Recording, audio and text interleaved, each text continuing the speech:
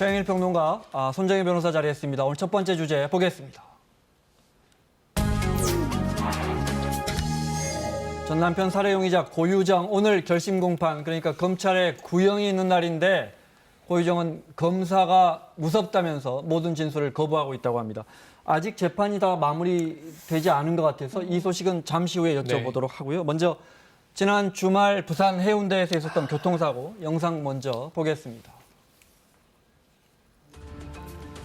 지난 토요일 오전 11시쯤인데요. 많지 않은 60대 운전자가 몰던 SUV 승용차가 이렇게 건널목을 지나서 인도로 돌진해서 보행자 4명을 지나던 행인 4명을 덮쳤습니다.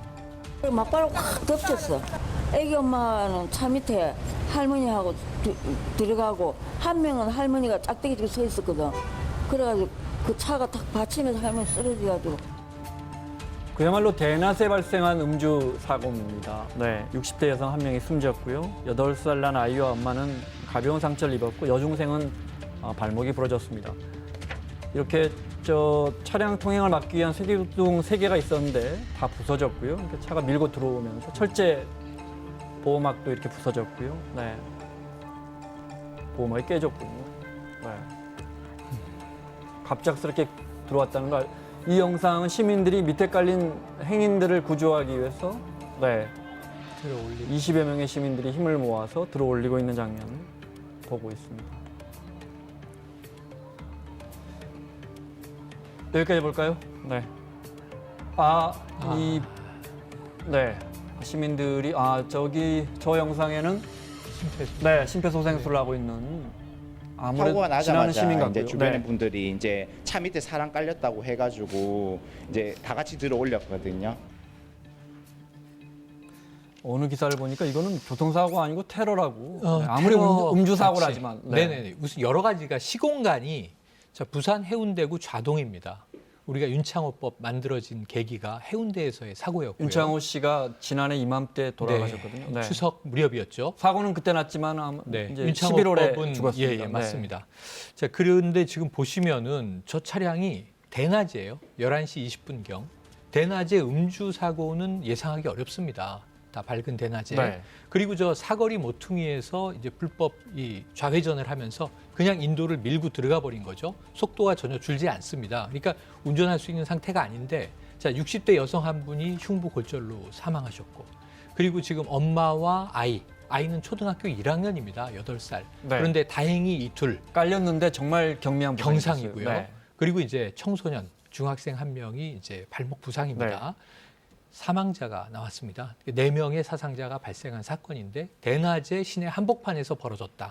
이게 전 놀랍습니다. 혈중 알코올 농도가 무려 0.195%입니다. 0.19. 지금 원래는 0.1이면 면허 취소죠. 더 강화됐죠. 지금. 그런데 윤창호법으로 강화돼서 0.08부터 취소가 됩니다.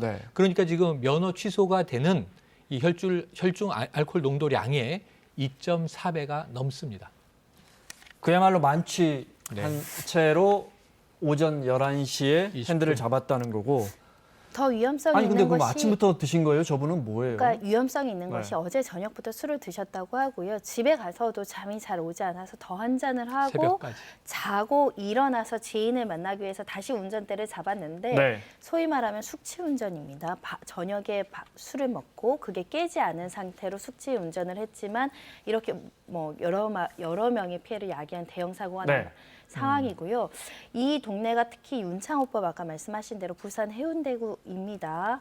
휴가 나온 군인을 치어 숨지게 한 사고가 발생하고 우리가 윤창호법이라고 해서 특가법상 이제 가중처벌한다, 무기징역까지 이제 형량을 높인 상황임에도 불구하고 같은 지역에 더 큰 사고가 발생해서 많은 공분이 나오고 있는 상황입니다. 새벽 2시까지 운전자가 술을 마셨다는데 11시면 9시간이 흘렀는데 그렇죠. 0.19가 나오려면 정말 많이 마셔야 그렇죠. 하거든요. 사람에 따라서는 오랜 시간이 지나더라도 이것이 해소되는데 굉장히 시간이 많이 걸린다라고 하고요.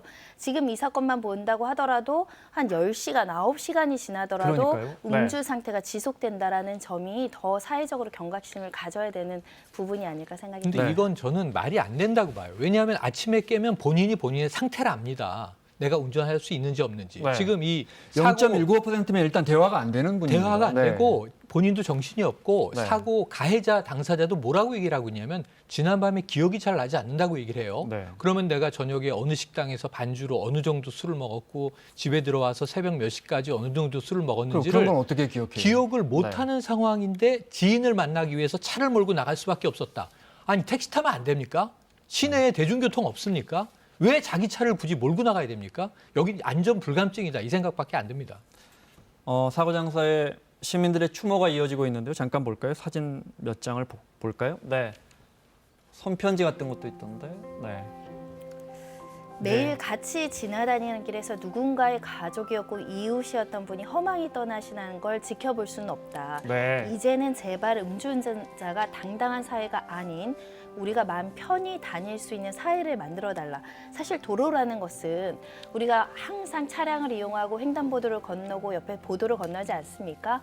그런데 그 보도를 자연스럽게 걷는 것마저 이제 공포스러운 사태가 저렇게 발생하다 보니까 정말 편히 다닐 수 있도록 경각심을 가져달라는 외침으로 네. 들립니다. 정확히 1년 전에 윤창호라는 대학생이 저 지역에서 너무 어이없이 죽음을 당해서 우리 국민들이 정말 크게 공분했었죠. 경각심을 공분하고 경각심을 가졌고 그게 법 개정으로 이루어져서 윤창호법을 통해서 음주운전에 대해서 처벌이 강화됐고 그래서 제가 알기로는 통계적으로도 음주 사고가 줄고 있고 네. 저 단속되는 사람 운전자도 줄고 있다고 들었는데 그 와중에 저렇게 공교롭게 저 지역에서 사고가 났습니다. 그럼에도 네. 불구하고 음주운전 사고가 끊이지 않는 것이 우리 사회의 문제입니다. 경찰청 통계에 따르면 50일간 난폭, 보복, 음주운전 이런 고위험군 운전자들을 조사를 해봤더니 네. 지난 9월 9일부터 10월 28일까지 1,593명이 이제 검거가 됐는데 그중에 94%가 여전히 음주운전이라는 겁니다.